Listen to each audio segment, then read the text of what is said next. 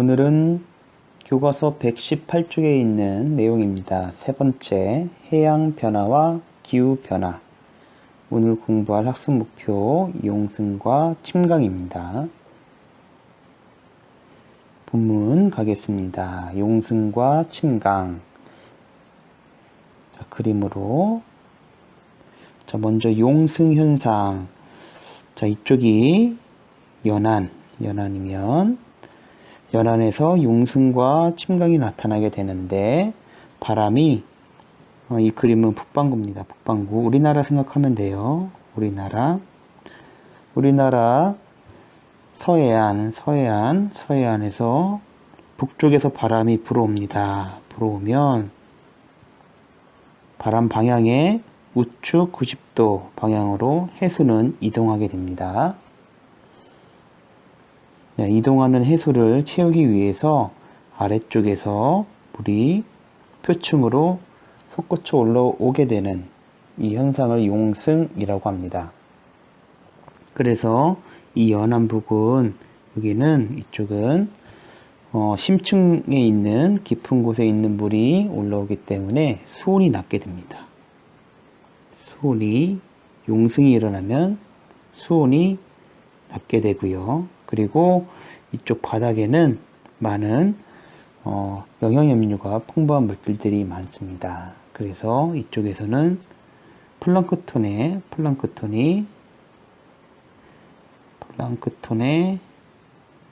양이 많아지게 되고요.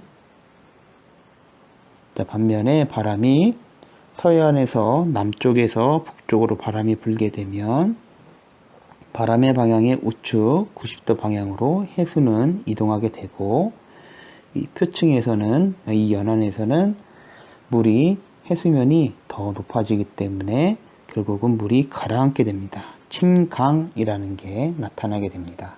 침강. 자, 그림에 대한 내용. 북반구 서해안에서 북풍이 계속 불면 표층 해수가 먼 바다 쪽으로 이동하게 된다. 이쪽 그림에서 이쪽에 있는 내용인데요. 먼 바다로 이동하게 된다. 물이 빠졌기 때문에 빠진 곳에서는 물이 채워져 오게 된다. 연안 용승이 나타난다.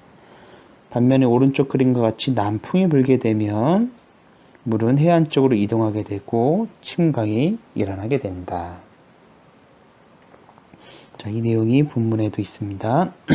자, 바람의 영향으로 첫째 줄 볼게요. 바람의 영향으로 해수가 수평 방향으로 이동하면 이를 채우기 위해 연직 방향으로 해수가 이동할 수 있는데, 해수의 연직 이동에서 심층의 찬 해수가 표층으로 올라오는 현상을 용승이라고 하고요. 용승. 그의 반대는 침강이라고 합니다. 이 용승과 침강이 연안에서 일어나면 연안 용승, 그리고 연안 침강이라고 하는 겁니다. 자, 그래서 연안 용승, 그리고 연안 침강이 있고요.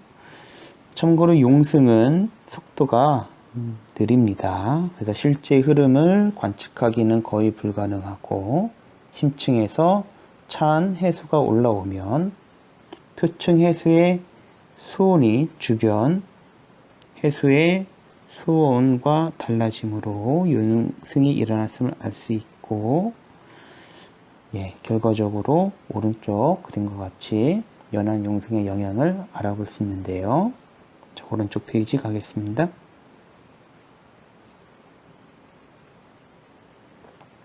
오른쪽 페이지 119쪽의 작은 탐구입니다. 연안 용승의 영향 알아보기. 자, 이쪽이 육지입니다. 육지. 그리고 이쪽이 바다고, 육지와 바다. 자, 나 그림이 있는데, 가는 수온, 나는 플랑크톤의 농도입니다. 자, 육지에 접해 있는 바다의 수온을 먼저 보겠습니다. 수온을 보면 이렇게 파란색 연안이 파란색과 같이 수온이 낮습니다. 반면 먼 바다로 가면 수온이 높고요. 즉 연안에서 용승이 일어났다라는 것을 알 수 있습니다.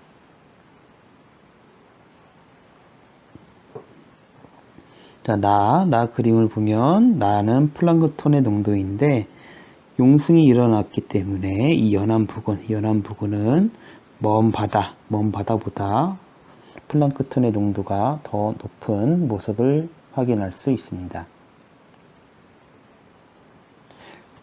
표충 수온과 관련지어 나 플랑크톤 농도의 분포 경향을 설명해 보자. 가의 표충 수온이 표충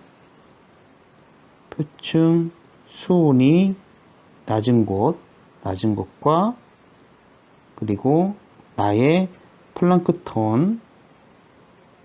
플랑크톤의 농도가 높은 곳, 이 두 개가 거의 일치한다. 이것은 영양염류가 풍부한 차가운 심층의 수가 연안 용승으로 표층까지 올라와서 플랑크톤의 개체수를 증가시켰기 때문인 거죠.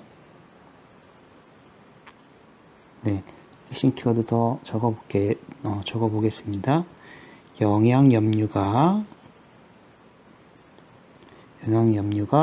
풍부한 심층에 있는 바닷물이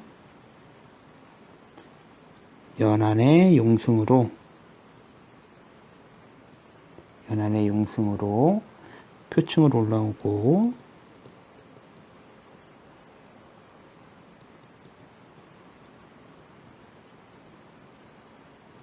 결국은 이 플랑크톤의 개체수가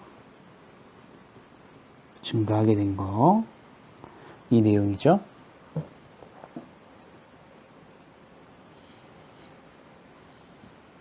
자, 다 적었으면 나와 같은 현상이 해양 환경에 어떤 영향을 주는지 설명해 보자.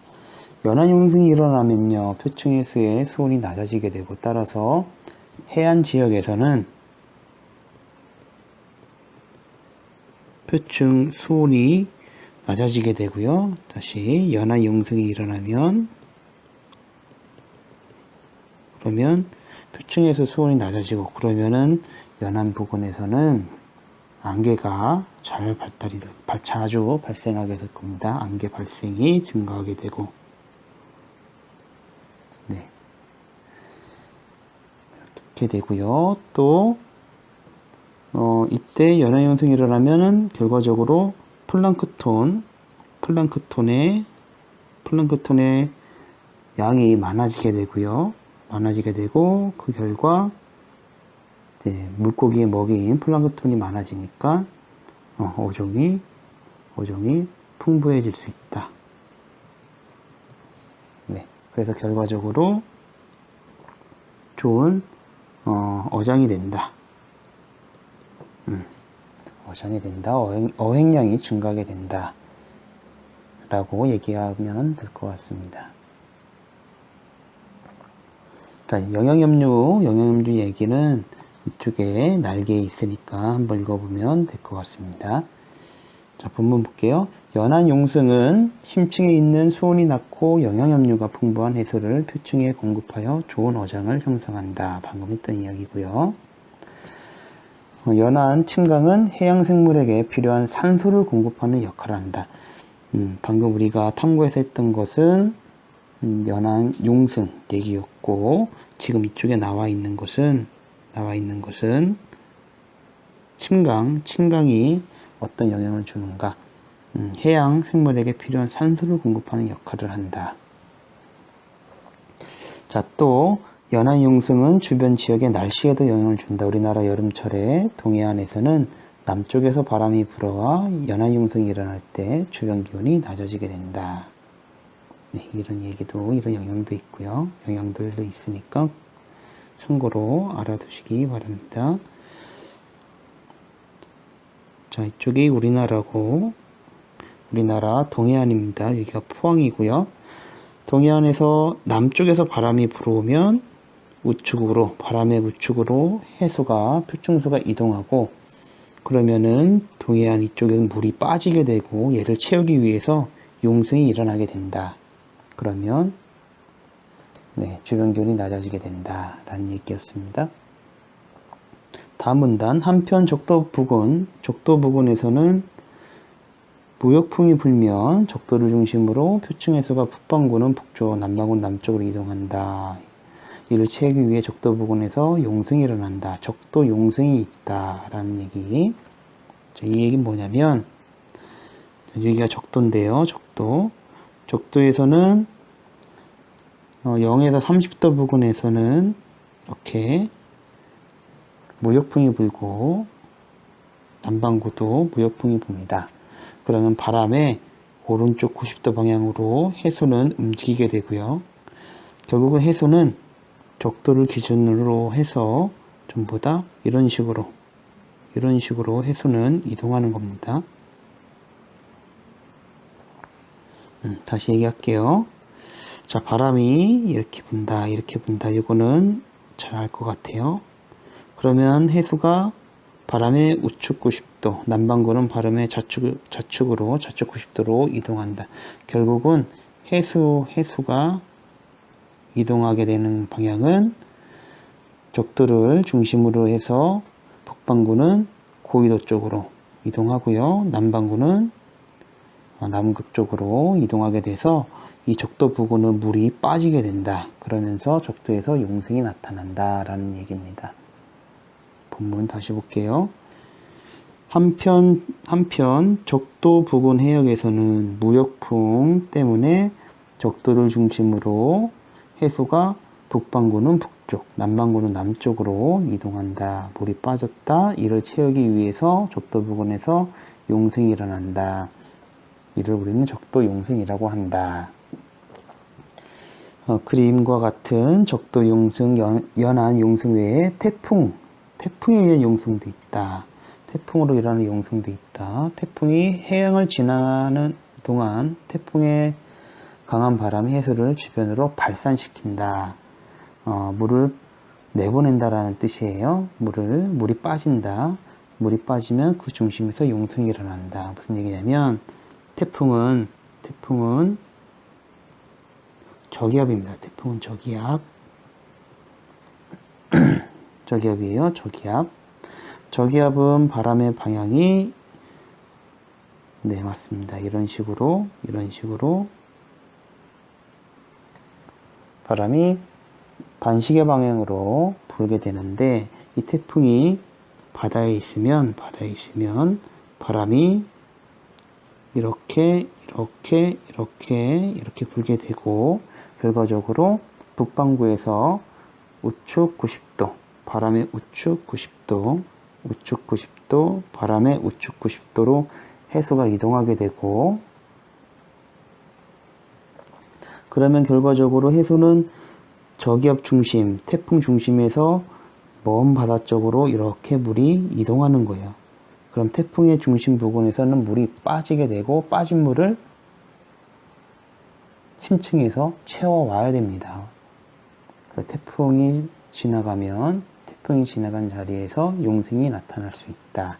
이 얘기입니다. 본문 다시 보면 태풍으로 일어나는 용승이 있다.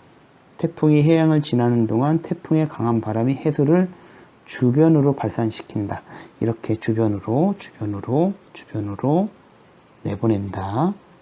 이렇게 물이 빠지면 그 중심에서 용승이 일어난다 라는 얘기입니다. 네, 이거 그림 해수 이동 방향 꼭 잘 기억해 놓으시기 바라겠습니다. 자, 다음 장은 엘니뇨, 라니냐 얘기가 나오는데 내용이 길기 때문에 여기에서 끊고 다음 시간에 다루도록 하겠습니다.